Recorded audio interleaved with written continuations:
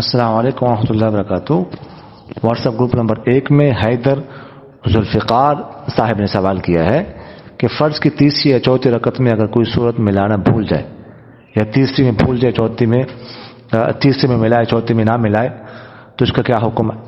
اس طرح سنتوں میں تیسری اور چوتھی رکعت میں صورت ملانے نہ ملانے کا کیا حکم ہے؟ دیکھیے یہ مسئلہ پہلے میں عرض کر چکا ہوں، ابھی کچھ دن پہلے میں عرض کر چکا ہوں کہ فرض کی تیسری چوتھی رکعت میں صورت ملانے نہ ملانے میں اختیار ہے، کوئی ملائے تو بھی کوئی حرج نہیں، نہ ملائے تو بھی کوئی حرج نہیں، دونوں صورتوں میں سجدہ سہو نہیں ہے۔ اور جہاں تک تعلق ہے سنتوں کا تو اس کی تمام رکعتوں میں صورت ملانا ضروری ہے، تیسری چوتھی رکعت میں سنت ملانا ضروری ہے، اگر کوئی نہیں ملاتا